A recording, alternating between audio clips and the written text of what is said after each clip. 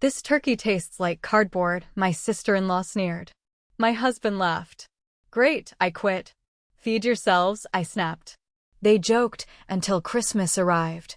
I am 38 years old, and for the past 10 years, I have been the unpaid event planner, head chef, and emotional punching bag for my husband Harrison's family. My name is Stella. If you met me a few years ago, you probably would have called me a saint, or more accurately, a doormat. I used to think there was a thin line between the two, but now I know better. To understand why I let things get as bad as they did, you have to know where I came from. I grew up in a tiny, suffocatingly quiet apartment in Chicago. It was just me and my mother. She worked 2 jobs, sometimes 3, just to keep the lights on and the pantry somewhat stocked. My childhood memories of holidays aren't filled with twinkling lights, giant roasted turkeys, or living rooms bursting with noisy relatives. They consist of quiet nights, microwave dinners, and a tired mother sleeping on the couch before her next shift. I loved her deeply, but I always felt this profound, aching loneliness during the holidays. I used to look out the window at the houses across the street, watching big families gather, laughing and hugging through the frosted glass. I craved that. I desperately wanted to belong to a big, traditional, chaotic family where holidays actually meant something. When I met Harrison, I thought my childhood wish had finally come true. His family was huge. They lived in the suburbs of Atlanta, Georgia, and they seemed to do everything together. His mother, Margaret, was a fierce, commanding matriarch who ran the family like a military unit. His older sister, Penelope, was 42, married, and constantly talking about her social standing and her desire to be a prominent figure in the local community. Then there was Penelope's 15-year-old daughter, Hazel, who was honestly the only bright spot in that entire household. When Harrison and I got married, I threw myself into his family with everything I had. I wanted Margaret to love me like a daughter. I wanted Penelope to see me as a sister and a friend. Because of that deep-seated need to belong, I quickly fell into the role of the ultimate people-pleaser. I started helping Margaret with Sunday dinners. Then, within 2 years, the entire responsibility shifted to me. I became the one who coordinated the schedules, bought the gifts, decorated the houses, and cooked the massive meals. Harrison always told me how lucky his family was to have me, and for a long time, that crumb of validation was enough. I convinced myself that this was what good wives did. I believed that my exhausting, endless labor was the price of admission into a real family. I swallowed my pride when Margaret made passive-aggressive comments about my housekeeping. I smiled when Penelope made backhanded compliments about my wardrobe. I thought that if I just worked harder, if I made the next holiday even more perfect, they would finally see me as one of them. I spent a decade giving up my own peace, my own money, and my own dignity, completely blind to the fact that they didn't view me as family at all. To them, I was just a highly efficient, free utility that they never had to think. Let me talk about what hosting Thanksgiving actually looked like for me. It was not just a one-day job. It was a brutal, exhausting logistical nightmare that started weeks in advance. Because I wanted everything to be absolutely flawless, I created color-coded spreadsheets on my laptop. I tracked everyone's specific preferences and dietary restrictions, which changed constantly depending on whatever new health fad Penelope was following. 3 weeks before Thanksgiving, I would start hunting for the perfect turkey. Harrison's family insisted on a fresh, organic bird, which meant I had to drive 45 minutes out of my way to a specialty farm and pay an outrageous premium. The grocery bill alone for that single Thursday dinner usually came out to around $600. I paid for it entirely out of my own personal checking account. Harrison always promised we would split it later, but somehow he always forgot, and I was too tired to argue about money. The real torture began 3 days before the holiday. I would spend my evenings after my actual desk job chopping vegetables, baking pies from scratch, making homemade cranberry orange sauce, and prepping the stuffing. By Wednesday night, my refrigerator was bursting at the seams, and my kitchen looked like a war zone. I would stay up until 2 in the morning baking rolls and prepping the side dishes, so they just needed to be heated up the next day. On Thanksgiving morning, My alarm went off at 5. While Harrison was fast asleep, snoring loudly under our warm duvet, I was downstairs in a freezing kitchen, wrestling a 25-pound turkey into the oven. By noon, the house was boiling hot. The stove was blasting, the oven was radiating heat, and I was running around like a maniac, basting the bird every 30 minutes, mashing 50 pounds of potatoes, and ensuring the gravy didn't clump. By the time the clock struck 4 in the afternoon, my feet were throbbing with a dull, heavy ache that shot straight up into my lower back. My knees felt like glass. I was sweating through my clothes, my hair was a frizzy mess from the steam, and my hands were raw from washing pots and pans as I went. I hadn't sat down once all day. In fact, the only thing I had eaten since 5 o'clock that morning was a single, stale corner piece of cornbread that I had frantically shoved into my mouth while plating the appetizers. Harrison's family arrived exactly at 4:30. They didn't knock, they just flooded into the house like a wave of loud, entitled tourists. Margaret immediately walked into the living room, complaining about the traffic on the interstate. Penelope came in, tossing her expensive coat onto my freshly dusted entryway chair without a word of greeting. Her husband and the rest of the extended relatives followed, immediately heading straight for the television to turn on the football game. No one came into the kitchen to ask if I needed help. No one offered to pour me a glass of water. They just took their seats at the beautifully decorated dining table that I had spent 3 hours setting the night before, completely expecting to be waited on hand and foot. They sat there like patrons in a 5-star restaurant, waiting for the chef to serve them. I carried the massive, beautifully browned turkey into the dining room on a heavy ceramic platter. My wrists were shaking from the weight, but I forced a smile onto my face. I placed it in the center of the table, surrounded by bowls of steaming mashed potatoes, roasted Brussels sprouts, sweet potato casserole, and fresh rolls.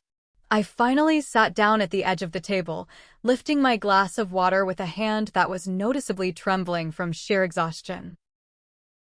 Margaret took the first scoop of potatoes, tasted them, and immediately reached for the salt shaker without saying a word. I felt a small sting in my chest, but I ignored it. Then, Penelope took a slice of the breast meat. She chewed it slowly, her eyes darting around the room as if she was evaluating a contestant on a cooking show.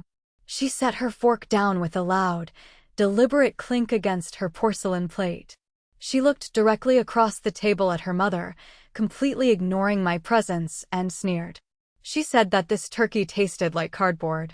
She claimed it was so dry she could barely swallow it, and then she loudly wondered why we couldn't just order takeout next time, so we wouldn't have to suffer through it. The entire table went dead silent for a fraction of a second. I felt the blood completely drain from my face. My heart hammered against my ribs, and a hot, burning wave of humiliation washed over my neck. I looked at Harrison, my husband, the man who had watched me lose sleep for 3 days straight, the man who knew how much my body ached. I waited for him to speak up. I waited for him to say something, anything, to defend his wife. Instead, Harrison looked at his sister, let out a soft snort, and chuckled. He smiled and said that Penelope had a point, and that the meat was a little dry this year. That chuckle was the exact moment something inside me broke. It wasn't a loud snap, it was a cold, quiet shatter. It wasn't just about the food. It was about the complete and utter lack of respect. It was the realization that I had spent 10 years of my life begging for the approval of people who fundamentally despised me, and that my own husband was completely willing to humiliate me just to keep his sister amused. I stood up from the table. The movement was so sudden and calm that everyone stopped talking and looked at me. I reached behind my back, untied the strings of my gravy-stained apron, and pulled it off. I folded it neatly, walked over to Harrison's chair, and dropped it right onto his lap. I looked at the entire family, keeping my voice terrifyingly steady, and told them that it was great, that I quit, and that they could feed themselves from now on. Penelope rolled her eyes, and Harrison let out another nervous laugh, telling me to stop being so dramatic. They genuinely thought I was just throwing a childish tantrum. They forgot that every single holiday ran entirely through me. I turned around, walked out of the dining room, and went into the kitchen. I poured myself a heavy glass of red wine, leaned against the counter in the dark, and listened to them laugh, chat, and cheer for the football game in the other room. No one came to check on me. No one helped with the mountain of dirty dishes. I was completely invisible, and I had never felt more powerful. The next morning, the house was dead quiet. I woke up at 7, dressed in warm clothes, and walked downstairs. The kitchen was an absolute disaster zone. Dried gravy was caked onto the countertops, plates piled high with half-eaten food were stacked precariously in the sink, and the massive turkey carcass was sitting out on the island, smelling faintly of cold grease. Harrison walked into the kitchen a few minutes later, rubbing his eyes, completely barefoot. He glanced at the mess, then looked at me, and asked if we were doing leftovers for lunch. I looked him dead in the eye, my voice entirely devoid of emotion, and told him that I was not touching a single dish, and that he could eat whatever he wanted. Before he could even process what I had said, I grabbed my car keys, walked out the front door, and left the house. I drove to a small, secluded park about 20 minutes away. I parked under a massive oak tree, shut off the engine, and just sat there in the silence. For the first time in 10 years, I let myself actually feel the deep, simmering rage that I had spent a decade suppressing. I thought about every single time Penelope had rolled her eyes at me, every time Margaret had criticized my cooking or my clothes, and every time Harrison had stayed silent or laughed along with them. I realized that my desire for a big family had turned me into a voluntary servant. I decided right then and there that I was done pretending. I pulled out my laptop, connected to my phone's hotspot, and logged into my email account. It was time to start dropping the rope. The first thing I pulled up was the confirmation for the Christmas vacation. Every year, I was the one who booked and paid the deposit for a massive, luxury cabin up in Asheville, North Carolina. It was a 4-hour drive, and I spent months coordinating the schedules, mapping out the route, and planning the entire itinerary. I clicked on the reservation, went to the management tab, and hit cancel. A small pop-up message appeared on the screen, confirming that the reservation for the winter cabin had been successfully deleted. Next, I opened the confirmation for our traditional New Year's beach trip to Anna Maria Island. Cancelled. Then, I pulled up the reservation for the Easter Sunday brunch at an incredibly exclusive, expensive restaurant downtown where Margaret always insisted on going.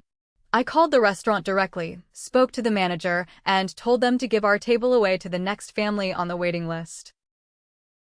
Every single cancellation felt like a domino falling in my mind. One by one, the elaborate plans I had built for the next 6 months completely unraveled with a few clicks of a button. They didn't find out right away, of course. They were so used to me handling everything in the background that they never bothered to check the details. They just assumed the magic happened automatically. By mid-December, the silence between Harrison and me had grown into a thick, suffocating wall. We slept in the same bed, but we never touched. We barely spoke, exchanging only cold, transactional sentences about bills or groceries. He still thought I was just holding a grudge over Thanksgiving, and he completely refused to apologize, believing his pride was more important than my feelings. On a random Tuesday evening, Harrison's phone began blowing up with frantic text messages. I was sitting on the armchair reading a book when he suddenly stormed into the living room, his face flushed with anger and confusion. He held up his phone and demanded to know why his sister Penelope was freaking out about the Christmas trip. He said she was trying to map out the driving route to the Asheville cabin and realized she never received the confirmation email with the check-in instructions. I didn't even look up from my book. I calmly turned the page and told him that there was no cabin and that I had canceled it weeks ago. Harrison stared at me, his mouth literally dropping open in disbelief. He asked me what the hell I was talking about. I closed my book, set it on my lap, and told him very clearly that I was no longer planning anything for his family. I told him that since my efforts were considered cardboard and trash, I had retired, and that they were completely free to make their own arrangements for Christmas. Harrison threw his hands in the air, pacing around the living room like a caged animal. He began shouting, telling me that I was acting completely crazy and vindictive over a stupid joke at the dinner table. He told me that I should have at least warned people before ruining everyone's holiday. I stood up, stepping right into his personal space, and stared him down. I asked him if he meant the exact same way he had warned me before he decided to laugh and humiliate me in front of his entire family. I asked him where his loyalty was when his sister insulted the woman he was supposed to protect. Harrison opened his mouth to speak, but no words came out. He just stood there, jaw clenched, realizing for the very first time that he couldn't gaslight me into submission anymore. He turned around and slammed the door as he left the room, but the cabin remained canceled. When December 24th arrived, our house felt like a morgue. In previous years, by this date, our living room would be glowing with a 12-foot pine tree that I had dragged home and decorated by myself. The guest rooms would be meticulously prepared with fresh linens, and the kitchen would smell like cinnamon, vanilla, and butter because I would be baking dozens of cookies from scratch with Penelope's daughter, Hazel. This year, there was absolutely nothing. There were no stockings hanging from the mantel, no twinkling lights on the porch, and no festive music playing in the background. The house was completely dark, save for the quiet, mechanical hum of the dishwasher and the heavy, awkward silence stretching between Harrison and me. He asked me, with a pathetic, half-hearted tone, if we were still going to exchange gifts with his family. I looked at him and said no, that I didn't draw any names for the Secret Santa this year, and that they could figure it out on their own. Christmas Day came and went. Harrison ended up driving over to Margaret's house by himself, looking miserable and defeated. I stayed home, wore my favorite sweatpants, cooked a frozen pizza, and drank wine while watching old movies. It was the most peaceful December 25th I had experienced in a decade. Later that evening, I couldn't resist the urge to open my laptop and check Facebook. Just as I expected, the aftermath of my absence was plastered all over social media. Margaret had tried to host Christmas dinner at her house to save face, but because she hadn't cooked a full meal in over 10 years, the entire event was a complete and utter threnody of incompetence. She had posted a series of blurry, depressing photos. In the background, I could see a burnt, frozen lasagna sitting in an aluminum tray, a sad, brown bowl of pre-bagged salad, and a plastic tray of store-bought cookies from the local supermarket clearance aisle. There were no photos of happy families in matching silk pajamas. There were no beautifully staged pictures by a grand fireplace. Instead, the images showed the extended relatives sitting around a messy table, looking incredibly tired, annoyed, and deeply confused. Penelope had posted a single, passive-aggressive photo of her kids eating pizza on the couch. Her caption read that Christmas just wasn't the same this year without our usual holiday magic. I sat on my couch in the dark and let out a loud, sharp laugh. I whispered to the empty room that she was damn right it wasn't. They were finally realizing that the magic didn't belong to the family. The magic was just me, working myself to the bone while they took all the credit. After the absolute train wreck of their Christmas, I foolishly thought that maybe, just maybe, someone in that family would finally get it. I thought Harrison would sit me down, look me in the eyes, and ask me how I felt. I thought Margaret or Penelope would call to apologize. But they didn't. Not once. Their pride was a thick, toxic armor. Harrison acted like the canceled trips were just an unfortunate accident, or that I was simply being way too emotional and PMSNG for 3 months straight. By the time February and March rolled around, I had completely stopped showing up for anything related to the family. When Penelope's youngest child had a birthday party at a local trampoline park, I stayed home. Harrison went alone, and when he returned, he tossed a stale slice of cake on a paper plate onto the kitchen island. He told me that people were asking where I was, and that he had told them I was still mad. I looked him dead in the eye and told him very calmly that I wasn't mad, but that I was completely finished. A week later, in mid-March, my phone buzzed with a text message from Hazel, Penelope's 15-year-old daughter. The message read that she was wondering if I was mad at them, and that she really missed the things we used to do together. That message cracked my heart a little bit. Hazel was a sweet kid. The previous year, she had stood in the kitchen with me for hours, helping me peel sweet potatoes and wash dishes. She was the only person in that entire family who ever said thank you, and she always gave me a genuine, warm hug before she left our house. I didn't blame a teenager for the toxic behavior of her mother, so I spent a lot of time carefully composing my response. I texted her back, telling her that I was absolutely not mad at her, sweetie, but that I was just taking a major step back from the adults in the family who treated me badly. I thought that would be the end of it, but exactly 2 hours later, my phone lit up again. This time, it was a text from Penelope. It was incredibly short and sharp, telling me to not drag her kid into my pathetic drama. I took a deep, steadying breath, refusing to let her bait me into a screaming match over text. I typed out a direct response, telling her that if she didn't want her daughter involved, then maybe she should start teaching her kid how to treat people better than she did. Penelope never replied to that message, but 10 minutes later, she posted a vague, whiny status online about selfish people who create drama out of absolutely nothing and ruin long-standing family traditions. I just smiled and locked my phone. She was bleeding, and she knew it. April arrived, bringing with it a major milestone. It was our 10th wedding anniversary. 10 years. In the past, we had always celebrated with an elaborate, romantic weekend trip to Savannah, or at the very least, a multi-course dinner at a high-end restaurant downtown that I would book 6 months in advance. This year, I intentionally said absolutely nothing. I wanted to see exactly what Harrison would do when left to his own devices. On the night before our anniversary, Harrison walked through the front door after work holding a cheap, plastic-wrapped bouquet of grocery store carnations and a $20 bottle of white wine.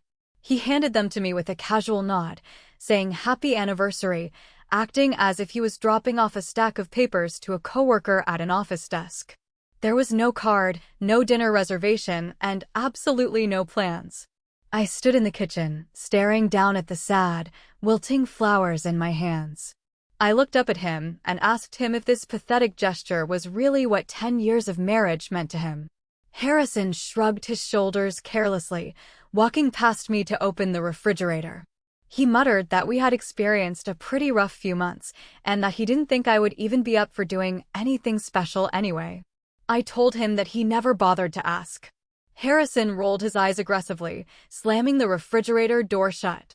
He turned around and shouted that I had been acting like a freezing block of ice ever since Thanksgiving, and that I was treating him like he had committed some horrible act of infidelity.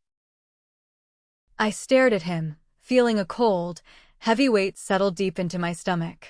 I told him no, that he didn't cheat on me, but that he had successfully shown me exactly how little I mattered to him over the last 10 years, which was honestly so much worse. Harrison scoffed loudly, tossing the bottle of wine onto the wooden table with a loud thud, and yelled that I was turning a single, harmless dinner joke into a full-blown world war. I looked at him, my voice dropping to a whisper, and told him that the war actually started the exact moment I realized my own husband would never fight for me. The next morning, determined to gain some clarity on our lives, I decided to log into our joint high-yield savings account. We had been contributing to this specific fund for 5 years, strictly dedicating it to a future major kitchen remodel. I opened the banking webpage, typed in our credentials, and pulled up the balance ledger. My heart instantly stopped. The balance was supposed to be $45,000. Instead, the screen displayed a drastically lower number. I frantically scrolled down through the recent transaction history, my eyes scanning the rows of text until they locked onto a massive, unauthorized withdrawal. Exactly 1 month ago, in March, a wire transfer of $15,000 had been executed from our account. The destination listed on the electronic receipt read Harper Event Rentals. I sat at my desk, the room spinning around me. $15,000 of our shared future, completely gone, and my husband hadn't said a single word to me about it. A few days after the horrifying financial discovery, I still hadn't confronted Harrison.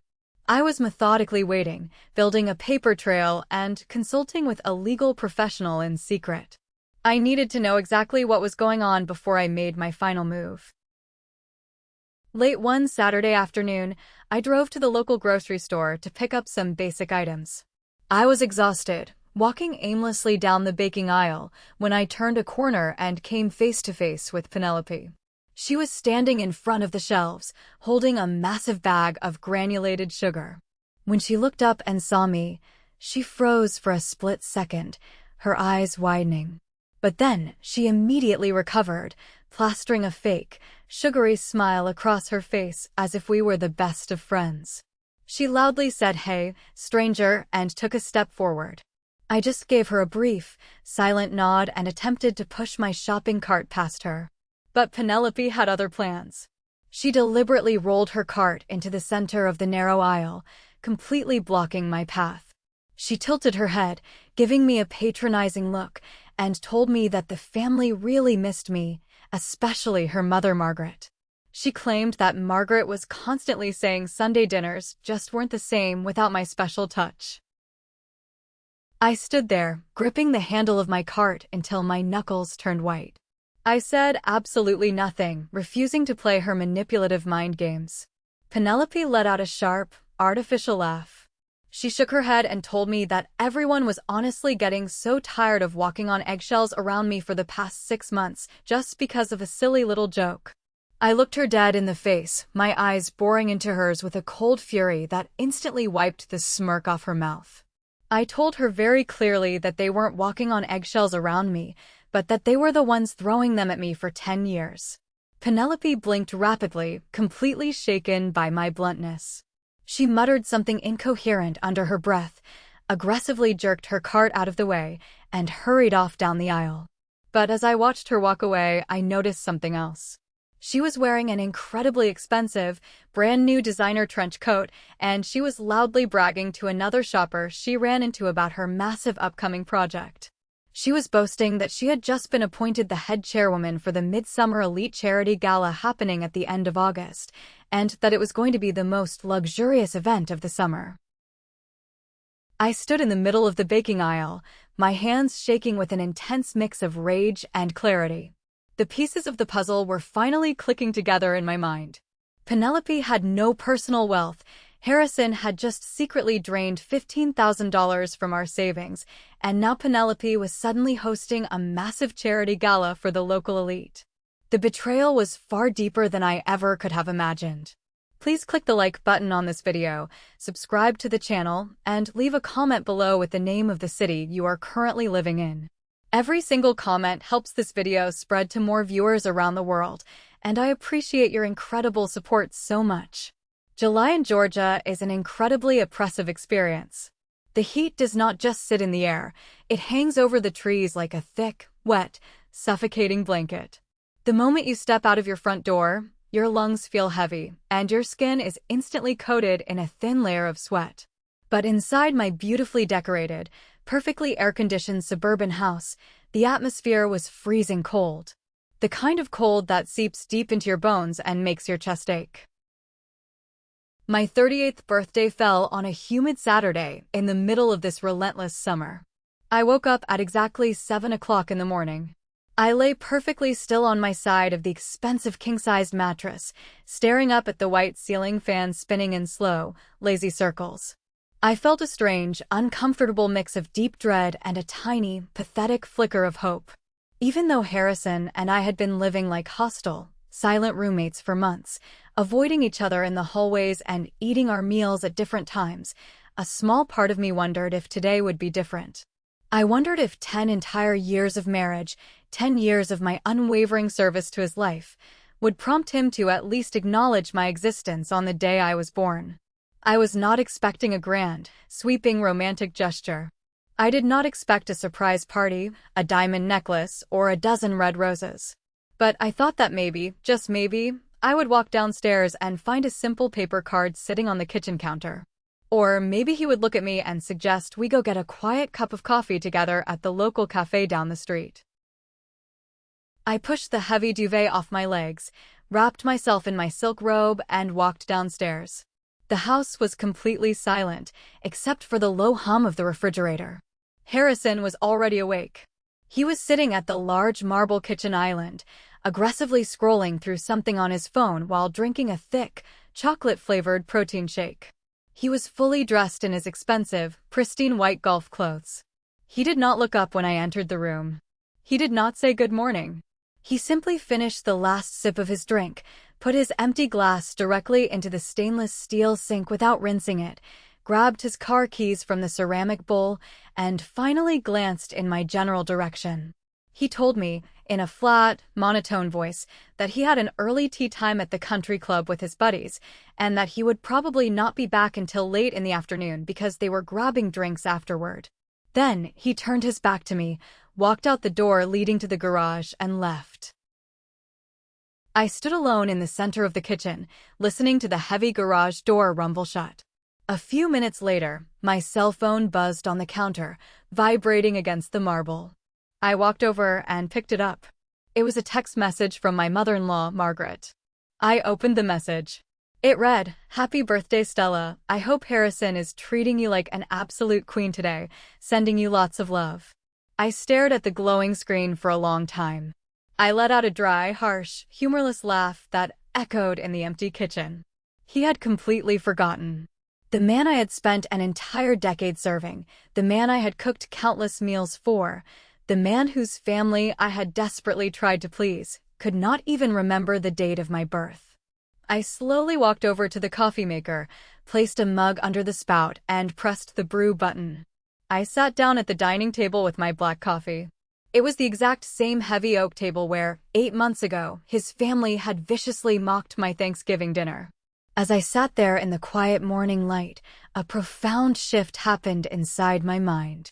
The tiny, pathetic flicker of hope completely died, replaced by a cold, sharp, brilliant clarity. I realized right then that I was completely done waiting. I was done waiting for apologies that were never going to come.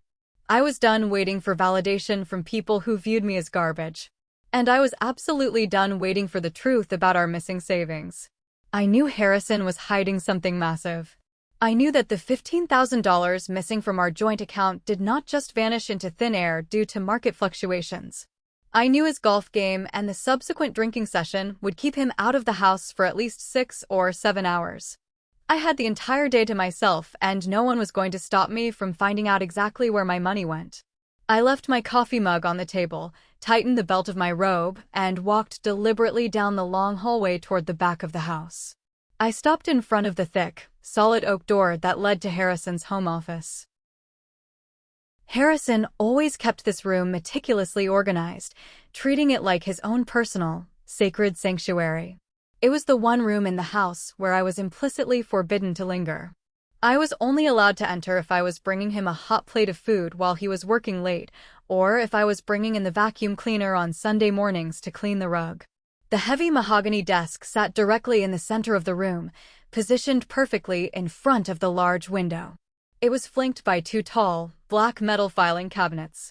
The air in the room smelled faintly of old paper, leather, and his expensive, musky cologne. I walked around the desk and stood behind his heavy leather chair. I took a deep, steadying breath to calm the loud racing of my heart and began opening the desk drawers one by one. At first, I found absolutely nothing out of the ordinary. The top left drawer held perfectly organized rows of black ink pens, paper clips, and sticky notes. The middle drawer contained old tax returns from 4 years ago, a stack of utility bills, and several thick warranty manuals for kitchen appliances we did not even own anymore. But I knew Harrison. He was deeply arrogant, but he was never exceptionally clever. He always kept his most important, highly sensitive documents incredibly close by because he liked the feeling of control. He liked to look at them. I moved my attention to the bottom drawer on the right side of the desk. I grabbed the brass handle and pulled. It did not budge. It was locked. I jiggled the handle harder, but the metal mechanism held firmly in place. I spent the next 25 minutes frantically tearing through the office looking for the small key. I checked under the computer keyboard. I emptied his ceramic pen cups onto the desk. I ran my fingers along the top edges of the door frame. I even looked behind the large, framed photograph of his extended family that sat proudly on the bookshelf. My frustration was mounting, turning into a hot sweat on my neck. Finally, I got down on my hands and knees and crawled under the desk. I looked up at the underside of his heavy leather chair. There, stuck directly to the black plastic base with a thick piece of clear packing tape, was a small silver key. My hands were visibly shaking as I peeled the key off the tape. I crawled back out from under the desk, brushed the dust off my knees, and inserted the silver key into the brass lock. It turned easily with a loud, satisfying click. I grabbed the handle and pulled the heavy wooden drawer open. I was completely unprepared for the sheer volume of calculated betrayal I was about to uncover. Inside the deep bottom drawer, sitting entirely by itself, was a single, thick, dark red cardboard folder. There were no labels on the front. No writing whatsoever. I carefully lifted it out of the drawer, feeling the physical weight of the paper inside, and set it gently on the center of the mahogany desk. I opened the cover. The very first page staring back at me was an official, printed bank statement from our joint high-yield savings account. It was the exact same digital statement I had discovered online weeks ago, but this paper copy was different. It had handwritten notes scribbled aggressively in the margins in Harrison's messy, distinctive handwriting. He had used a red pen to circle the massive $15,000 withdrawal, and he had drawn a long arrow pointing to a date marked at the end of August. My heart pounded against my ribs like a trapped bird desperately trying to escape. I flipped to the next page, my fingers cold and numb. The next document was a highly detailed, legally binding contract. The elegant, gold-embossed logo at the top of the page belonged to the Grand Magnolia Ballroom. I knew this place well. It was one of the most exclusive, outrageously expensive event venues in the entire state of Georgia, known for its massive crystal chandeliers, marble floors, and mandatory valet parking. I scanned the dense legal text, my eyes jumping rapidly over the liability clauses until I found the specific event description. It was a formal booking agreement for an event titled the Midsummer Elite Charity Gala. The scheduled date was the final week of August. The expected guest count was explicitly listed as 200 people. I scrolled my eyes down to the bottom of the page to find the signature line. There, signed with sweeping, arrogant loops, was the name Penelope. My breath caught sharply in my throat, choking me for a second. I quickly flipped to the third page in the red folder. It was a physical copy of a certified cashier's check. The amount printed in bold, black ink was exactly $15,000. It was made payable directly to the Grand Magnolia Ballroom. And the remitter, the person who had officially authorized and funded the check, was listed as Harrison. I stood there in the quiet, perfectly air-conditioned office as the jagged pieces of the puzzle aggressively locked together in my mind. The picture they formed was so incredibly vile, so deeply twisted, that it made my stomach physically turn with nausea. Penelope was desperately obsessed with climbing the local social ladder. She wanted to host a massive, prestigious charity event for the wealthy local elite to secure her status. But she had absolutely no personal wealth of her own to secure a luxury venue. So, she went to her brother. And Harrison, the man who promised to protect our future, secretly drained our entire kitchen remodel fund, wiping out 5 years of our shared savings just to pay for his sister's pathetic vanity project. But it was the fourth document in the folder that completely shattered the foundation of my reality. The fourth document was a printed email chain between Harrison and Penelope. I looked at the timestamp at the top of the page. The emails dated back to the second week of November of the previous year. That was exactly 3 weeks before our infamous Thanksgiving dinner. I began to read the words, feeling a freezing, terrified sweat break out across my forehead. In the first email, Penelope was in a state of absolute panic about the operating costs for her upcoming August gala.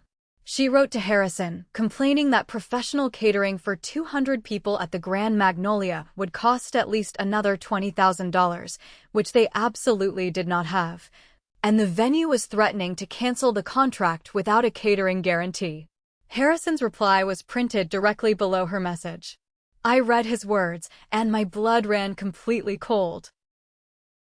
He wrote, "Do not worry about the food costs. Stella loves hosting, and she is incredibly efficient. We just need to convince her to take it on as a passion project for the family. Penelope replied almost immediately. She wrote back, "Are you insane? Stella already complains about how much work the holidays are. She would never agree to single-handedly cater a massive 200-person elite event for free." Harrison's final response was the smoking gun. It was the purest, most concentrated form of emotional abuse I had ever seen put into writing. He typed, "Stella is a massive perfectionist with deep abandonment issues. She thrives on our validation. If we make her feel like her cooking is slipping, she will work 10 times harder to prove her worth to us. We will just give her a little push during Thanksgiving. We will criticize the food, make her feel incredibly inadequate, and act like she needs to win back our approval. By the time summer rolls around, she will be practically begging to run your gala just to show off and be accepted again." I dropped the paper onto the desk. The room violently spun around me. I braced both of my hands flat against the cold mahogany wood, closing my eyes, desperately trying to pull oxygen into my restricted lungs. The Thanksgiving dinner was never about dry turkey. It was never about cardboard meat or bad recipes. It was a premeditated, heavily calculated psychological attack. My own husband and his sister had intentionally conspired to humiliate me. They plotted to break my self-esteem and gaslight me into feeling utterly worthless. Also, I would become desperate enough to provide tens of thousands of dollars worth of free labor for Penelope's fake charity event. They did not just want to steal my money. They wanted to systematically break my mind. They weaponized my childhood trauma, my deep, painful need for a family, and used it to try and enslave me in a kitchen for a summer gala. I stood up straight. The tears that had been angrily pricking the corners of my eyes completely vanished. They dried up instantly, replaced by a deep, icy, terrifying clarity. I felt an overwhelming surge of pure, unadulterated rage, but it was perfectly controlled. I took my cell phone out of the pocket of my robe. I opened the camera application and began taking high-resolution, perfectly focused photos of every single document in that red folder. I photographed the bank statements, zooming in on the handwritten notes. I photographed the Grand Magnolia contract, making sure Penelope's signature was perfectly legible. I photographed the $15,000 cashier's check. And finally, I took 3 separate photos of the damning email chain to ensure every single word was captured.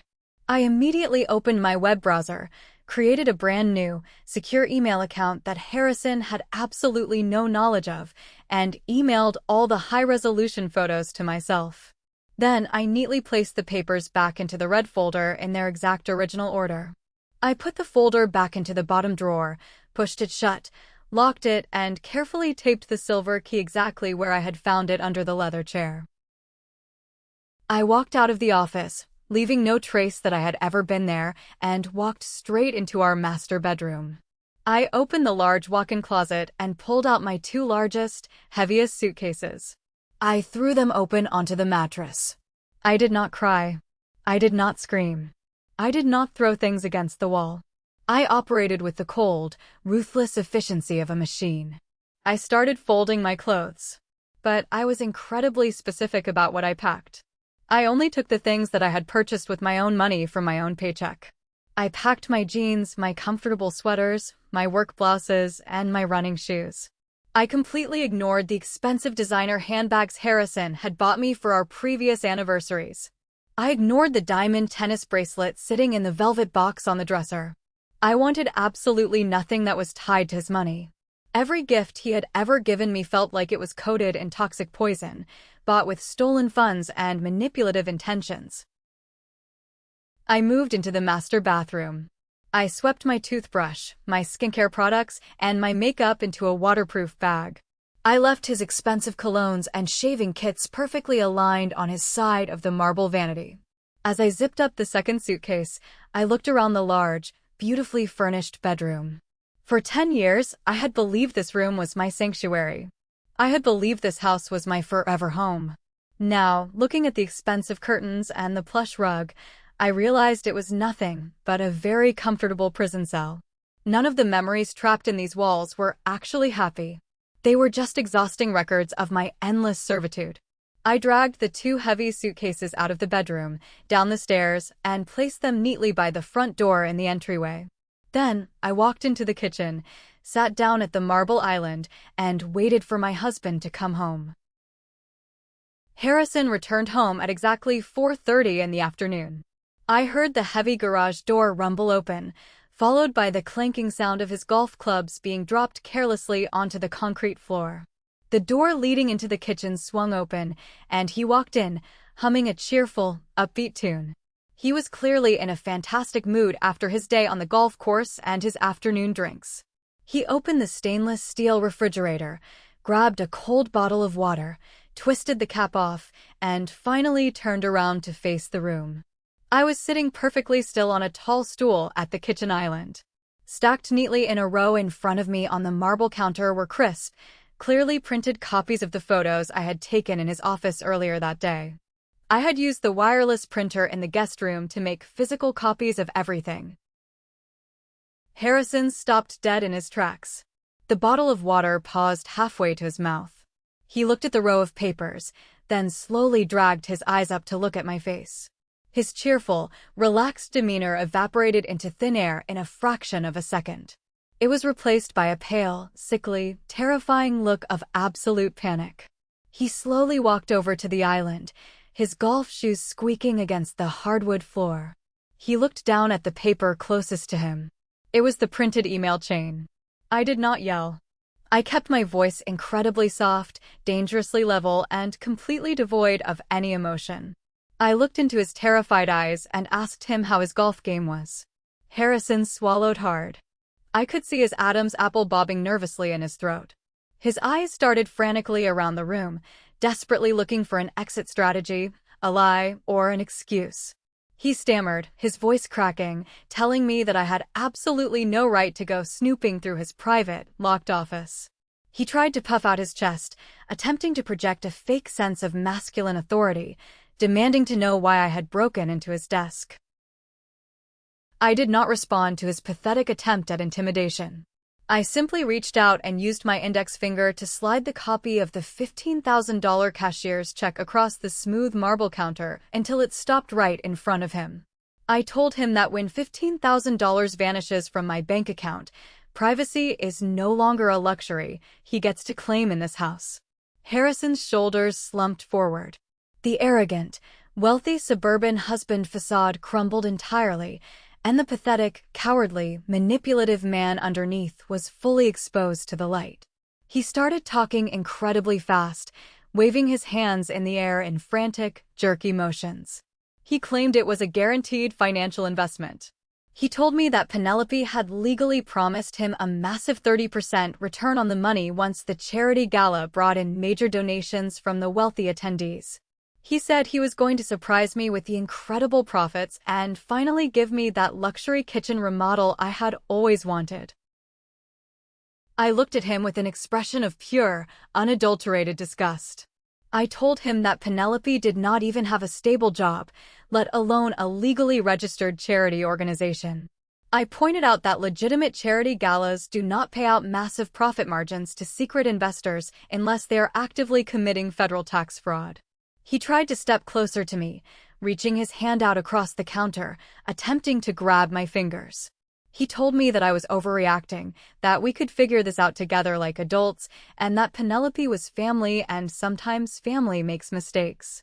I pulled my hand back sharply as if his skin was covered in burning acid. I picked up the printed email chain, held it up directly in front of his face, and forced him to look at it. I read his own vicious words back to him out loud, enunciating every single syllable perfectly. I read the exact sentence where he plotted to break his wife's self-esteem over Thanksgiving dinner just to secure free catering. Harrison went completely silent. The color entirely drained from his face, leaving him looking like a ghost. He stared at the floor, absolutely unable to meet my eyes. He whispered, his voice trembling, that it was just stupid, angry talk between siblings, that things got way out of hand, and that he never actually meant to hurt me. I stood up from the stool. I looked down at him and told him that he did not just hurt me. I told him he destroyed us. I told him that for 10 long years, I had desperately begged for a seat at their family table, and all they ever saw was a gullible maid they could rob blind and manipulate for sport. I told him that the game was officially over, and that I was permanently taking myself off their menu. I turned around, walked past him without brushing his shoulder, and headed straight toward the entryway. Harrison followed me down the hallway, his panic finally escalating into full-blown, pathetic desperation.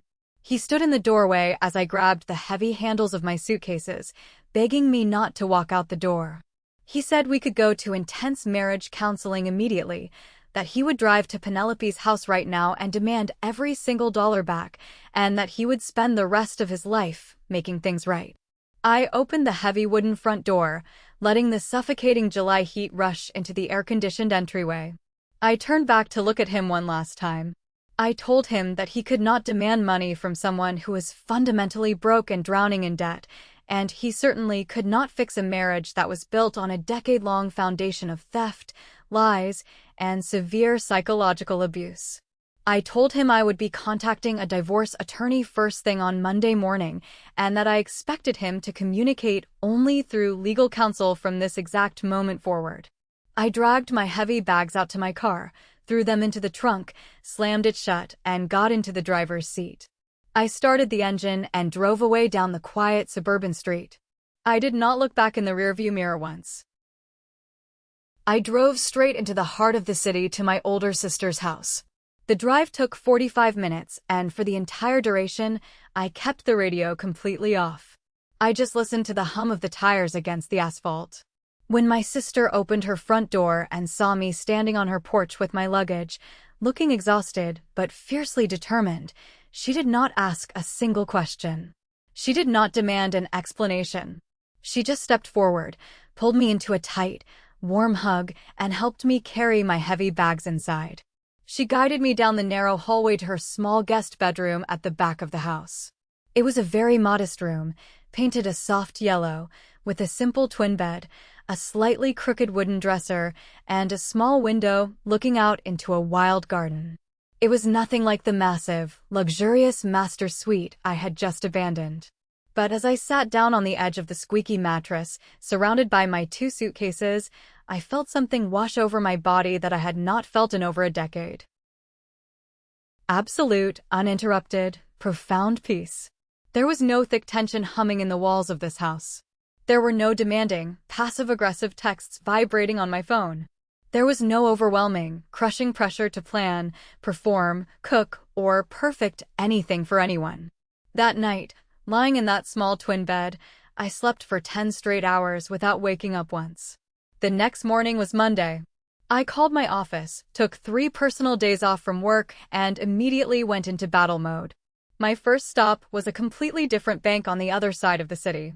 Using the evidence I had secured, I officially separated all of my finances. I opened a brand new checking and savings account under my name only. I called my company's human resources department and immediately rerouted my direct deposits to the new account. I transferred every single remaining dollar of my personal funds out of the joint accounts I shared with Harrison, leaving him with absolutely nothing but the remaining balance of the severely depleted savings he had already raided. My second stop was a towering glass office building downtown. I had spent Sunday evening researching the most ruthless, highly rated divorce attorneys in the city. I walked into the sleek, modern office and sat down at a heavy oak conference table with a sharp, incredibly intimidating lawyer named Diane. I did not cry during the consultation. I simply opened my folder, slid the printed bank statements, the Grand Magnolia contract, the cashier's check, and the damning email chain across the table. Diane adjusted her glasses, read the email chain in complete silence, and then looked up at me with a predatory smile. She told me that marital waste combined with documented psychological manipulation was a judge's worst nightmare. She promised me, with absolute certainty, that Harrison was going to face a brutal, incredibly expensive reality in mediation, and that we were going to scorch the earth to get my $15,000 back. For the first few weeks after I left, my phone was a constant barrage of notifications. Harrison tried to bombard me with hundreds of texts, long rambling emails, and dozens of desperate voicemails. He swung wildly between pathetic, sobbing apologies and angry, gaslighting accusations, violently blaming me for giving up on our vows too easily and destroying our family over a misunderstanding. I never responded to a single message. I never answered a single call. I simply took screenshots of his erratic behavior, downloaded the voicemails, and forwarded every single piece of communication directly to Diane. I had dropped the rope at Thanksgiving, but now I was pouring gasoline on the bridge and burning it completely to the ground. By the time late August finally arrived, I was happily settling into a brand new, incredibly peaceful routine. I had signed a 12-month lease for a beautiful, sunlit apartment on the third floor of a historic building in the city. I had reconnected with old friends I had neglected for years, and I was finally spending my weekends doing absolutely nothing but reading novels on my balcony and resting my tired body. Meanwhile, miles away in the suburbs, Harrison's family was imploding in the most spectacular, publicly humiliating fashion imaginable. The final week of August was the scheduled date for Penelope's infamous Midsummer Elite Charity Gala.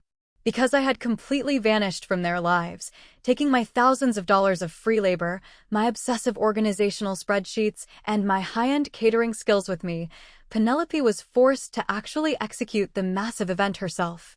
She had the incredibly expensive Grand Magnolia Ballroom secured, but because Harrison had given her the money for the venue, she had absolutely no capital left to pay for food, professional waitstaff, bartenders, or entertainment. I did not have to attend the event to know it was an absolute catastrophe. The local suburban Facebook community groups did all the reporting for me in real time. The morning after the gala, my sister came over to my new apartment bringing fresh coffee and pastries. She opened her laptop on my kitchen counter, logged into Facebook, and started reading the community posts out loud to me while we drank our coffee. It was a complete social bloodbath. The wealthy local attendees, who had paid $500 a ticket expecting a night of elite luxury, were furious. The posts described a chaotic, embarrassing, utterly disorganized nightmare. Because Penelope could not afford professional high-end caterers, she had panicked and tried to hire a cheap, unlicensed street food truck vendor at the absolute last minute. The vendor was completely unprepared for 200 people and ran out of food exactly 1 hour into the event, leaving more than half the wealthy donors completely unfed and starving. The food that was actually served was reportedly lukewarm, bland, and terrible. There were no professional bartenders mixing cocktails, just a single, sticky folding table in the corner manned by Penelope's teenage nephew, serving warm white wine and cheap beer in plastic cups. The live jazz band she claimed to have booked never showed up because they required a massive cash deposit on the day of the event, which she could not pay. Penelope was publicly humiliated on a massive scale. Prominent community members and local business owners posted scathing, furious reviews online, demanding their donation money back immediately and calling the entire gala a disorganized, fraudulent scam. By the end of that weekend, Penelope's reputation in the local elite circles, the very status she had sacrificed my mental health to achieve, was completely and permanently destroyed. But the fallout did not stop at mere social embarrassment. Because the event was a massive, unmitigated failure, Penelope did not raise a single dime in actual charity donations or profit. Furthermore, the Grand Magnolia venue fined her heavily for staying past the allotted cleanup time and leaving the ballroom a mess. She was left deeply, catastrophically in debt. This meant she could not pay Harrison back a single cent of the $15,000 he had stolen from our savings account. The ensuing financial ruin violently tore Harrison's family apart. Through the ongoing legal mediation proceedings, my lawyer learned the details of the fallout. Harrison, desperate to recover the money before the divorce finalized, had violently confronted Penelope at her house, screaming at her and demanding the cash. Margaret, the fiercely biased matriarch, naturally took Penelope's side, screaming at Harrison for being unsupportive of his sister's big dreams and blaming him for stressing Penelope out. The family that had so proudly bonded over mocking me at the dinner table was now viciously tearing each other to pieces over a pile of debt and shattered egos. Penelope and Harrison stopped speaking entirely. Margaret was furious with both of them. The active, annoying group chat I had once managed for years was completely dead. Sunday dinners were permanently canceled. Their perfect, united family facade was exposed as nothing but ash and greed.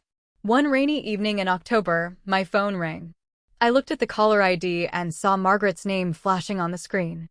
For the first time in my entire adult life, I did not feel a sudden spike of anxiety. I felt completely detached, observing the ringing phone like an interesting science experiment. I pressed accept, put the phone on speaker, and set it on the coffee table. Margaret's voice came through the speaker, thick and choked with heavy tears. It was not her usual commanding, arrogant, dictatorial tone. She sounded incredibly old, exhausted, and deeply desperate. She sobbed loudly into the phone, telling me that the family was completely falling apart without me. She said Harrison and Penelope were at each other's throats, that the holidays were rapidly approaching, and that they desperately needed me to come back and fix everything. She actually managed to choke out the words, "I really miss you, Stella." I sat quietly on my plush new couch, looking out my window at the autumn rain falling on the city streets. I let her cry. I waited for her to completely finish her sobbing monologue, waiting for me to rush in and rescue her like I always did. When she finally went quiet, sniffling into the receiver, I spoke. I kept my voice very gentle, but completely, terrifyingly devoid of any warmth. I told her that she did not miss me at all. I told her she missed the free labor, she missed the meticulously clean kitchen, and she missed the convenient human shield that constantly protected her family from facing the consequences of their own toxic behavior. Margaret gasped loudly, trying to interrupt me with more excuses, but I firmly cut her off. I told her that when Penelope insulted me in front of everyone, and she sat there in silence, that was when things fundamentally changed. And when Harrison laughed and actively agreed with the insult to break my spirit, that was when things ended forever. I told her that she should have spent more time teaching her children that kindness and respect actually matter in the real world, instead of teaching them how to use people. I said that this total, miserable isolation was simply the natural consequence of taking a good person for granted. I wished her a good evening, hung up the phone, and permanently blocked her number from my life. In early November, the family court judge officially finalized our divorce. The courtroom was cold, sterile, and quiet. Because Diane, my lawyer, had the damning email chain explicitly proving the financial transfer was a malicious, premeditated act of marital waste, Harrison was completely cornered. To avoid a brutal, public trial that would expose his severe emotional abuse and financial theft on public record, he was legally forced to settle on our terms. He had to forfeit a massive portion of his equity in our suburban house to pay me back the missing $15,000, plus every single cent of my expensive legal fees. Because he could no longer afford the mortgage on a single income with his depleted savings, he was forced to sell the house at a loss. He had to pack up his life and move into a cheap, cramped, incredibly depressing apartment across town. Harrison sat across from me at the heavy wooden table in the courtroom, looking completely broken. He had lost a significant amount of weight, his expensive suit looked rumpled and too large for his frame, and his trademark arrogant smirk was permanently erased from his face. When the judge stamped the final papers, officially dissolving our marriage, Harrison slowly stood up. He looked at me, his eyes red and hollow, and whispered, his voice echoing in the quiet room, that I had completely erased our entire life together, and that we had shared some good years. I looked right back at him, feeling absolutely nothing but an overwhelming, weightless sense of relief. I told him that I did not erase us. I told him that one single, cowardly chuckle at a Thanksgiving table told me exactly where I stood in his hierarchy of respect, and that I simply chose to walk away from a table where I was being intentionally served poison. I turned around, pushed the heavy wooden courtroom doors open, and walked out into the crisp, bright autumn air as a completely free, incredibly wealthy, independent woman. Thanksgiving Day rolled around exactly 1 year after the terrible night that changed the entire trajectory of my life. I did not spend the month frantically booking a mountain cabin. I did not spend 3 days awake at dawn peeling potatoes. I did not host 20 loud, ungrateful, demanding people who hated me. I stayed exactly where I was, in my beautiful, quiet, sunlit apartment in the heart of the city. I woke up late that morning, wrapped myself in a warm blanket, and drank a cup of hot, expensive coffee while reading a fiction novel on my balcony. In the late afternoon, I went into my small, perfectly clean kitchen. I did not drive 45 minutes to buy a 25-pound organic bird. I simply went to the local butcher and bought a small, incredibly high-quality, beautifully marbled turkey breast. I took my time cooking. I made a single, perfect serving of creamy, roasted garlic mashed potatoes. I roasted a handful of fresh Brussels sprouts with thick-cut bacon and balsamic glaze. I opened a bottle of incredibly expensive, aged red wine that I had bought specifically just to celebrate myself. I set the dining table for exactly one person. I used my best plate. I lit a small, fragrant cedarwood candle, dimmed the overhead lights, and put on an album of soft, relaxing jazz music. I sat down at my table, looking at the warm, delicious, perfectly portioned food in front of me. The apartment was completely, beautifully peaceful. There were no snide, passive-aggressive comments from a jealous sister-in-law. There were no heavy, judgmental sighs from a demanding mother-in-law. There were no cowardly, manipulative chuckles from a husband who wanted to break my mind for free labor. There was absolutely nothing but me, existing happily in a safe space that I had built, funded, and fiercely protected with my own newly discovered strength. I picked up my silver fork, pierced a piece of the turkey breast, and took the very first bite. A massive, genuine, uncontrollable smile spread across my face. It was not dry. It did not taste anything like cardboard. It was incredibly, profoundly, unbelievably delicious. I sit here now, watching the autumn leaves fall rapidly outside the window of my new apartment, sipping my rich red wine in absolute, glorious silence. My ex-husband is living in a miserable, quiet, lonely apartment by himself, permanently estranged from his sister and drowning in a sea of financial regret and ruined credit. His extended family is completely fractured. Their precious holidays are permanently ruined because no one wants to do the work, and the local community still loudly gossips about Penelope's disastrous, fraudulent summer gala. Part of me knows that I was the absolute, fundamental linchpin holding their entire fake, toxic world together. I know that I was the engine running their lives, and I knowingly, deliberately yanked that linchpin out without a single second thought, stepping back to let the whole rotten structure collapse into dust. So tell me, am I the holy for letting their perfect family fall apart and walking away when they needed me most, just to finally find my own peace? Thank you so much for listening to today's story. If you haven't subscribed yet, please hit that subscribe button and turn on notifications so you never miss out on the latest drama. Drop your thoughts in the comments below. I read every single one of them. See you in the next video.